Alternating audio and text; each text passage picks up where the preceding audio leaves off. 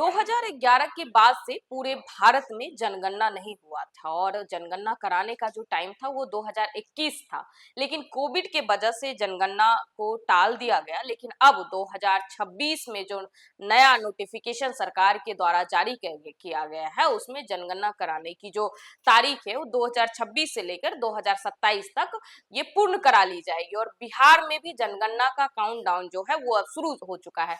पूरे देश में 1931 के बाद ये दूसरा मौका होगा जब जाति आधारित जनगणना होगा, यानी कि अब जो जनगणना होगा वो जाति बेस्ड जनगणना होगा और हर एक कास्ट का है वो भी डाटा लिया जाएगा।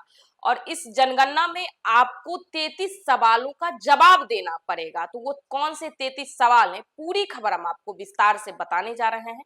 उससे पहले नमस्कार, न्यूज फॉर नेशन देख रहे हैं आप और मैं आपके साथ कौशिकी वत्स।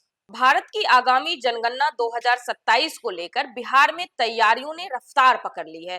इसे लेकर राज्य स्तरीय जनगणना समन्वय समिति की दूसरी अहम बैठक पटना स्थित पुराने सचिवालय में आयोजित की गई, जिसकी अध्यक्षता मुख्य सचिव प्रत्यय अमृत ने की। बैठक में सभी संबंधित विभागों के वरिष्ठ अधिकारियों ने हिस्सा लिया और जनगणना से जुड़ी प्रशासनिक, तकनीकी और समन्वय संबंधित तैयारियों की विस्तृत समीक्षा की गई। बैठक में स्पष्ट किया गया कि जनगणना 2027 दो चरणों में आयोजित होगी।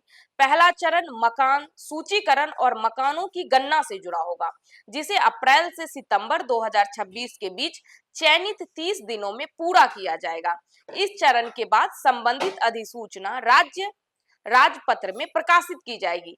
बैठक में यह भी जानकारी दी गई कि भारत सरकार की सीमा स्थिरीकरण अधिसूचना के तहत 31 दिसंबर 2025 से 31 मार्च 2027 तक राज्य में किसी भी ग्रामीण या शहरी प्रशासनिक इकाई की सीमा अथवा क्षेत्राधिकार में कोई बदलाव नहीं किया जाएगा।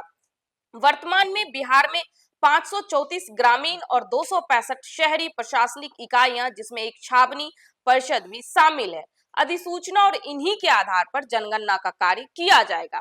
33 सवालों पर टिकी होगी पहली गणना। पहले चरण में कुल 33 प्रश्न पूछे जाएंगे, जिनका संबंध मकानों की स्थिति, उनके उपयोग, उपलब्ध सुविधाओं, परिसंपत्तियों और मुख्य अनाज के उपभोग से होगा। ये सभी प्रश्न केंद्र सरकार द्वारा 23 जनवरी 2026 को विधिवत जारी किए जा चुके हैं। इस चरण की नोडल जिम्मेदारी राजस्व एवं भूमि सुधार विभाग को सौंपी गई है। जनगणना की योजना के शुरुआती चरण से ही जियो स्पेशल डेटा और एनालिटिक्स के इस्तेमाल को अनिवार्य किया गया है। इसी क्रम में मुख्य सचिव प्रत्यय अमृत ने भास्कराचार्य अंतरिक्ष अनुप्रयोग एवं भू सूचना विभाग संस्थान के महानिदेशक टीपी सिंह के साथ उच्च स्तरीय बैठक की।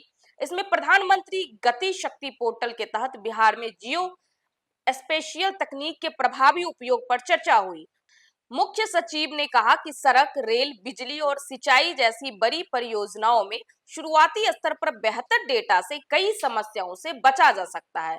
इसी दौरान मुख्य सचिव ने नेशनल डिफेंस कॉलेज के अध्यक्ष दल को संबोधित करते हुए कहा कि पिछले 15 से 20 वर्षों में बिहार के तमाम चुनौतियों के बावजूद आर्थिक विकास के क्षेत्र में उल्लेखनीय प्रगति की है। उन्होंने इसे सुशासन और विकास का परिणाम बताया है। तो पूरे देश में जनगणना होना है और बिहार में भी इसी कड़ी में जो जनगणना की रूपरेखा है उसको कह लें कि तैयार किया जा रहा है। जो मुख्य सचिव है प्रत्यय अमृत, उन्होंने एक प्रेस कॉन्फ्रेंस के द्वारा स्पष्ट कहा है कि 13 जो सवाल पूछे जाएंगे आम जनता से उसे पब्लिक कर दिया गया और पहले चरण की जो जनगणना होगा वो मकान संबंधित आधारित होगा। आखिर कितने मकान है, मकान फूस का कितना है, पक्का मकान कितना है और फिर लोगों के पास जमीन जायदाद कितना है, ये सारी जो मकान और जमीन से संबंधित पहले चरण का जनगणना होगा। और दूसरे चरण में होगा जो जनगणना वो कास्ट बेसिस जनगणना होगा। कह लें कि कौन से कास्ट की जो संख्या है वो कितनी है इसको गिना जाएगा। तो कह लें कि 1931 के बाद दूसरी बार पूरे भारत में जाति आधारित जनगणना होने जा रहा है और इसका पूरा रूपरेखा जो है वो तैयार किया जा रहा है, खाका तैयार किया जा रहा है पूरे देश में।